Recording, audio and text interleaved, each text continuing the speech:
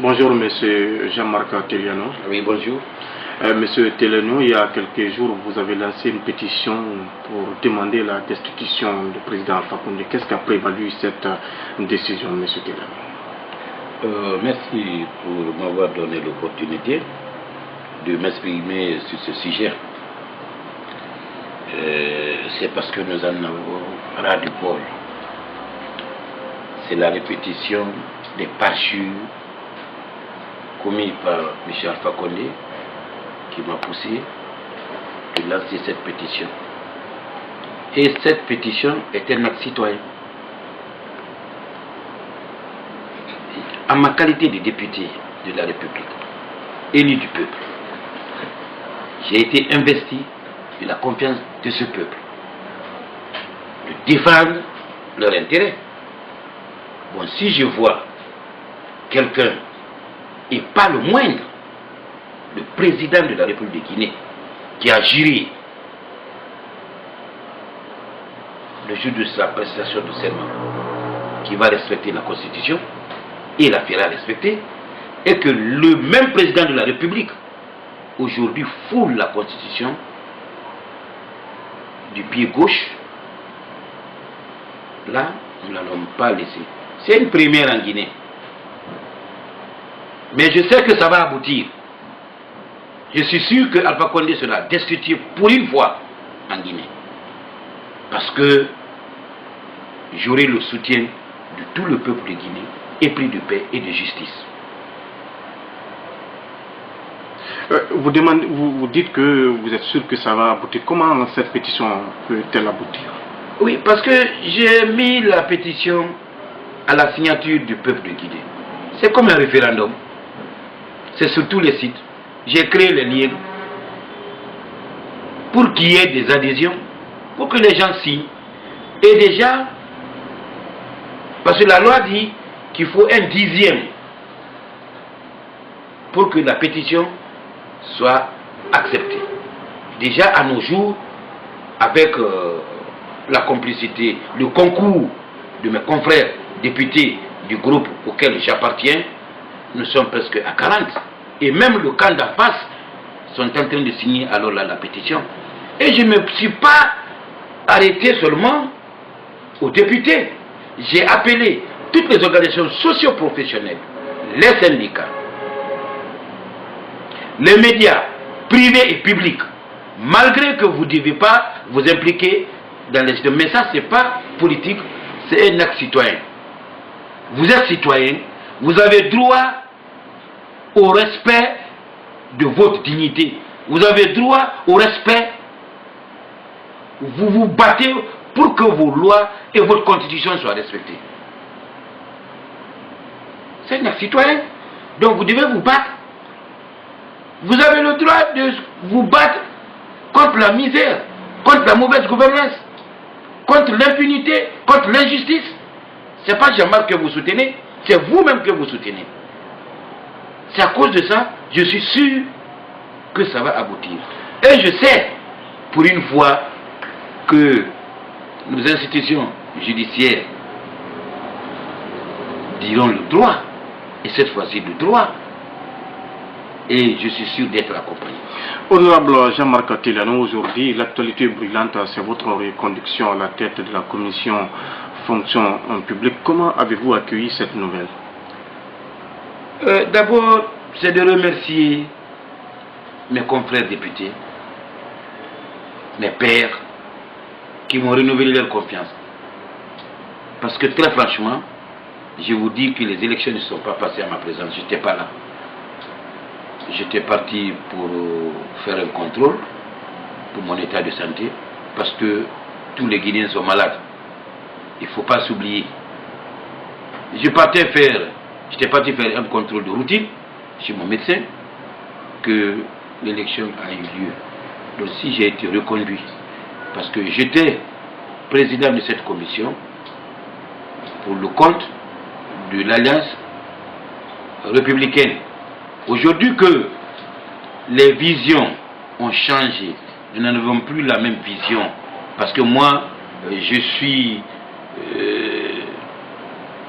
de l'opposition républicaine, Donc, je suis une personne de conviction.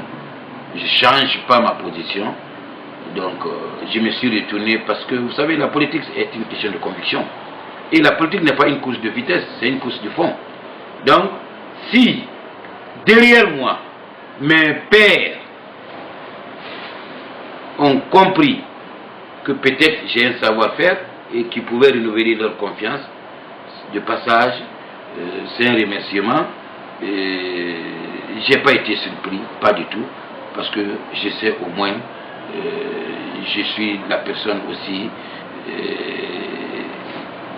qui se bat pour le développement de ce pays. Oui, au cours de cette même plénière, les députés, vous ne vous êtes pas entendus, vous ne vous êtes pas accordés sur l'adoption du règlement intérieur, du nouveau règlement intérieur de l'Assemblée et sur le renouvellement du bureau de l'Assemblée. Qu'est-ce qui s'est passé autour de ces deux sujets? Bon, le règlement intérieur, nous ne sommes pas, presque à 90%, nous nous sommes accordés.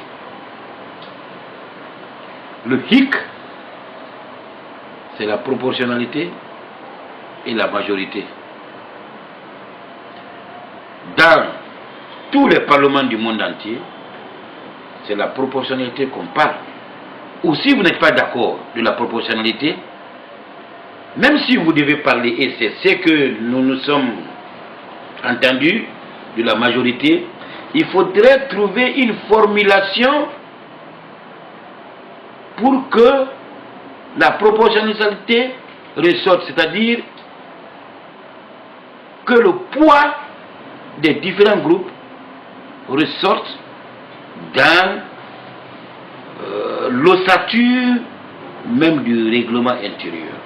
Je crois qu'on s'est compris en ce sens. En ce qui concerne les autres propositions de loi que nous avions proposées et que nous avions soumises à l'Assemblée, d'autres disent qu'ils ont envoyé ça au calendrier grec. Moi je dirais non. Parce que ce n'est pas seulement ces lois qui ont été reportées à une session extraordinaire. Nous avons les codes civils, il y a 2 ou 3 codes, le code pénal, code de procédure pénale et le code civil, et beaucoup d'autres lois qui ont été renvoyées à une session extraordinaire. Moi je sais que, parce que les lois, la loi sur la CENI, la loi 07 et le code électoral sera examiné à une session extraordinaire. Parce que je ne pourrais pas comprendre que l'Assemblée nous dise qu'ils ne pouvaient pas l'inscrire par le passé parce qu'ils n'avaient pas de budget. Je me suis permis, j'ai pris la responsabilité de multiplier en 140 copies.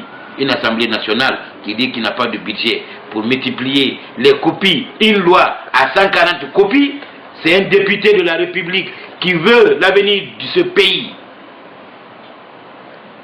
qui est l'élu du peuple, qui a été investi de la confiance du peuple, qui a pris cet engagement pour multiplier, pour que le droit soit dit.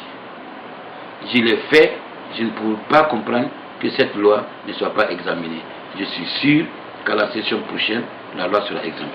Honorable Jean-Marc Teliano, le discours polémique d'Alpha Condé continue de faire couler beaucoup d'encre et de salive encore à travers tout le pays.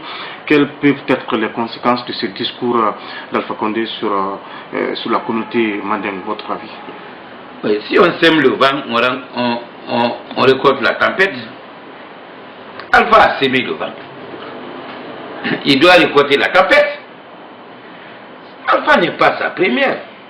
Alpha a toujours dit les petits malinqués.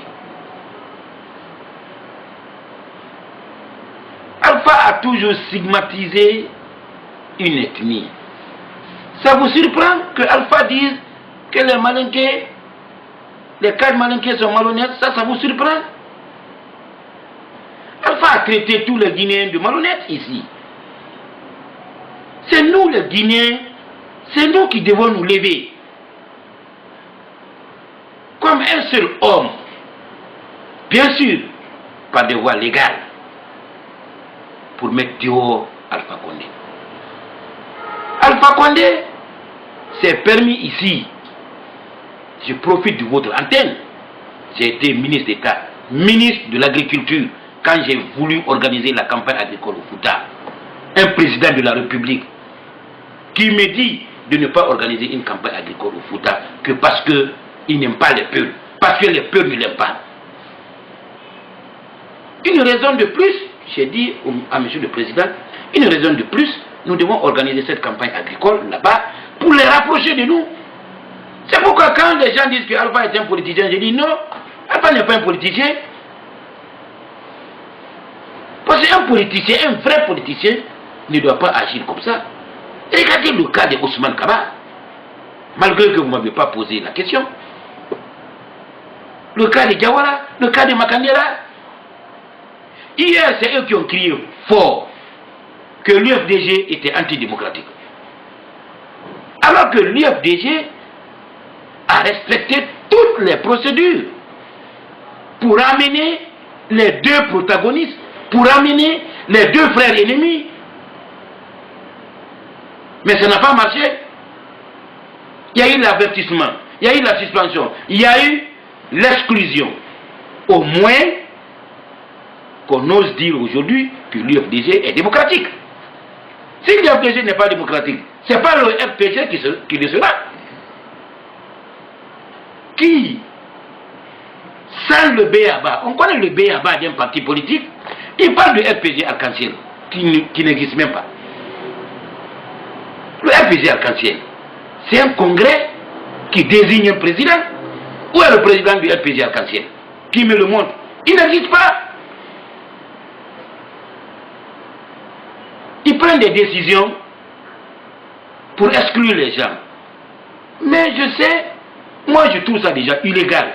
Mais ceux qui tireront la leçon, c'est Ousmane Kaba, Diawara et Makandera. Et j'ai confiance aux trois personnes qui ne se laisseront pas faire. Je vous remercie. Merci beaucoup. C'est à moi de vous remercier.